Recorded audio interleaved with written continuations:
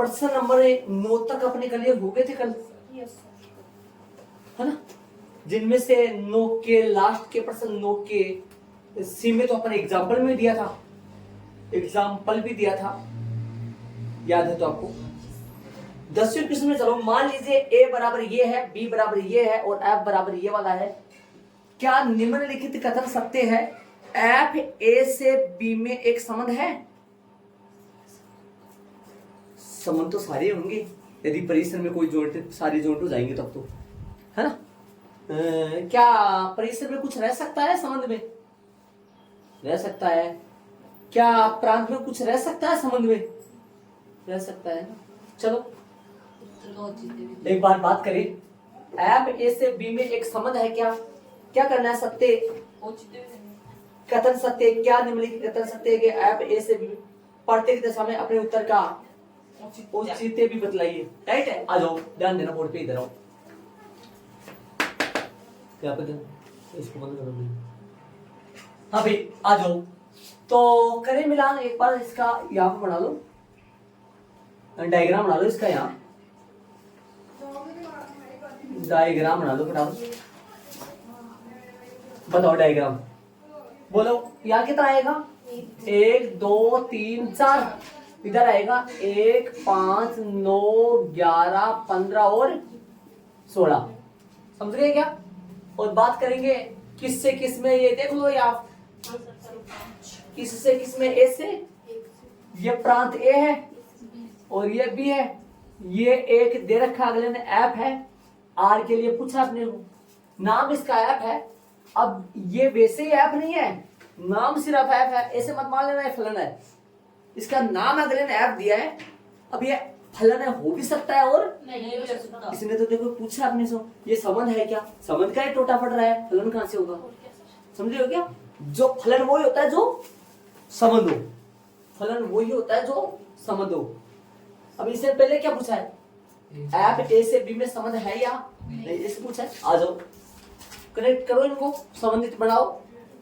संबंध 1 का 5 से, 2 का 9 से, 3 का 1 से, इसीलिए ये 1 रह गया था। 4 का 5 से है क्या? 4 का 5 से, 2 का ये भगवान, 2 का 2 का 2 का 2 का 2 का 2 का 2 का 2 का 1 मिनट,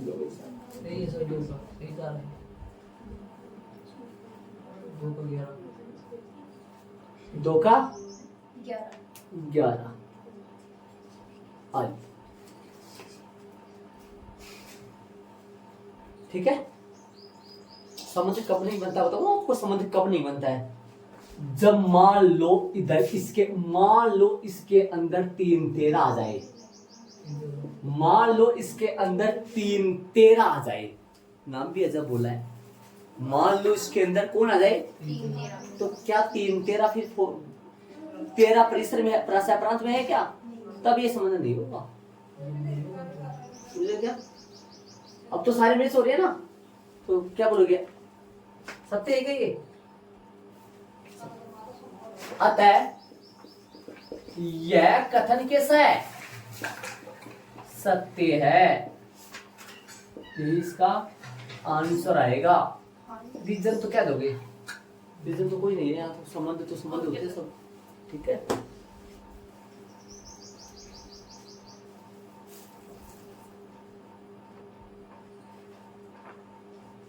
क्योंकि प्रांत के सभी अवयव सप्रांत के अवयव से संबंधित है। अद्वितीय नहीं, अद्वितीय फलन में है। क्योंकि होगी क्या? क्योंकि प्रांत के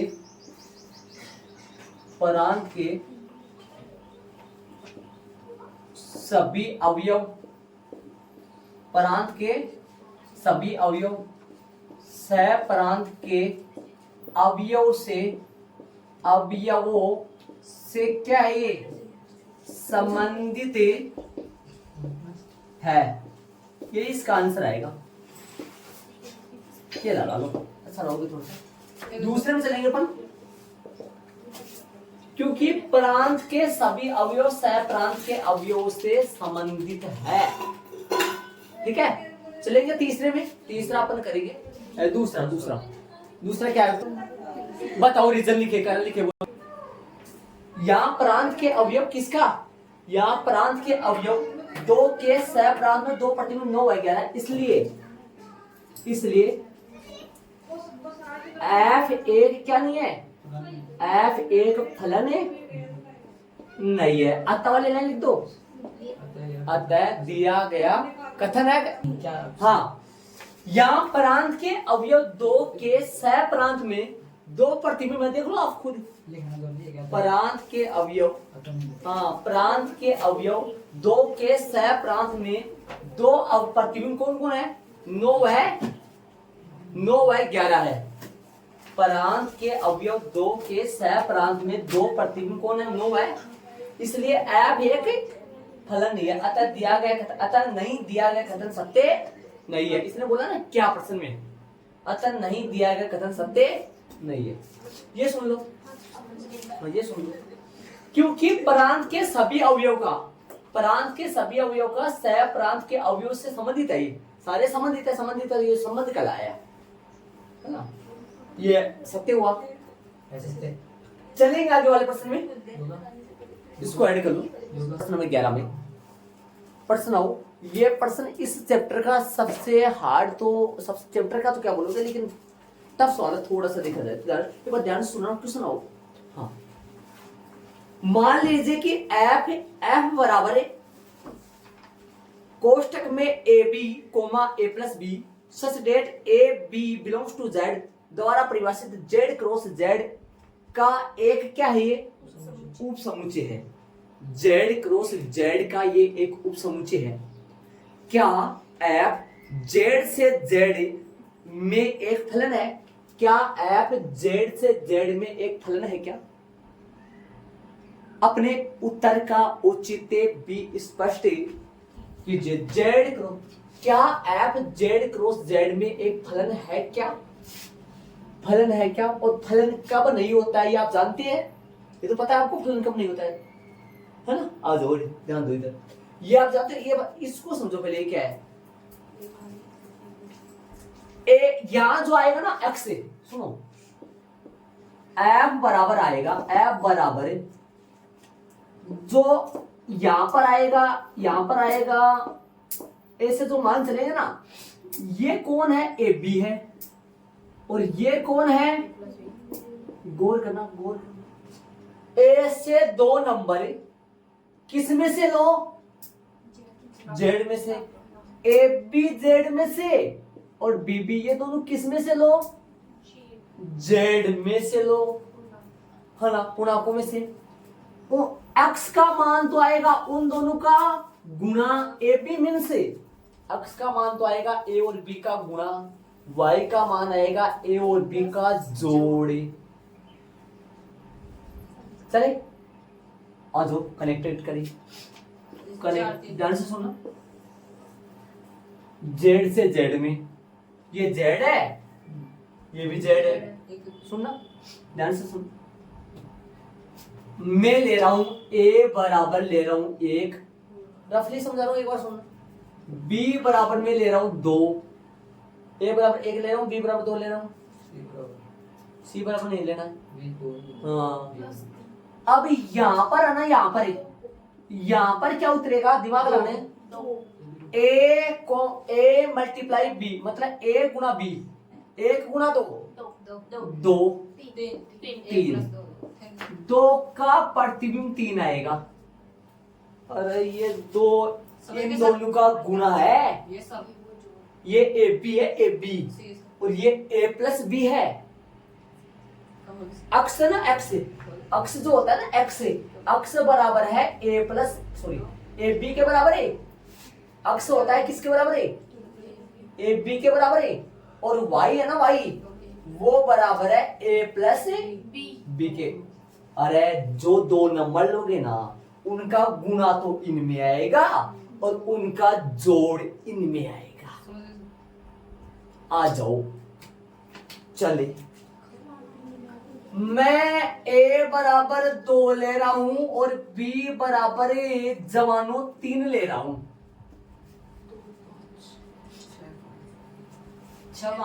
2 3 6, 2 + 3 = 5। समझ गए? कोई दिक्कत थोड़ी है। चला अभी तो फलन ही है, ये फलन ही आता जा रहा है अभी तक, है ना? पता क्या करना है? फलन है क्या पूछा है। यदि इस 6 का संबंध और किसी से भी आ जाए तब पक्का ये फलन नहीं होगा। फिर तो अरे इन दोनों का गुणा 6 आया, किन दो का गुणा 6 होगा? A बराबर 6, B बराबर 1, तब 6 का प्रतिबिंब 7। बोलो फलन है क्या? नहीं है सर। नहीं है। फलन है क्या? नहीं है सर। जरूरी है क्या? क्या क्या जरूरी बोले? अरे ऐसा लिया है ताकि 6 बन जाए। छोरे A बराबर 1 और B बराबर 1, 6 दे दो, अब भी वही बनेगा, वो तो ये बनेगा। और बनाए है ना, और मिलाए ना, और करे। देखो और बहुत सारे एग्जांपल लेंगे, ध्यान से सुनो, समझना। जब समझ में क्वेश्चन आ जाएगा ना तो आपको है ना 3 गुणा 4 A बराबर 0, B बराबर 3, आ जाओ। A बराबर 0, B बराबर 3, 0 3 0 0 का प्रतिबिंब 3 3 से। अरे 0 कैसे आ रहा है? बोले तो अपना 3 रियो ना। अच्छा उससे जोड़ कर दो। हाँ सर। बोलो तब तो कमाल का होगा ये चीज तो। बोतल लो दो सर। बहुत तगड़ा, बहुत ये 3 4 अब तो ये फलन है लेकिन नहीं, 2 का अलग प्रतिबिंब आ रहा है। एक बार सुनो, 9 गुणा अरे 2 अरे ये 0 कहां से आया? ये 0 कहां से आया पता होना चाहिए आपको। अरे इन दोनों का गुणा 0 आया ना, और इन दोनों का जोड़ है 3। मैं सुनो, अब मैं ले रहा हूँ A बराबर 0 और B बराबर 6 ले रहा हूँ। A बराबर 0, B बराबर, तब 0 का संबंध 6 से। मैं A बराबर ले रहा हूँ 0 और B बराबर ले रहा हूँ 5, 0 5।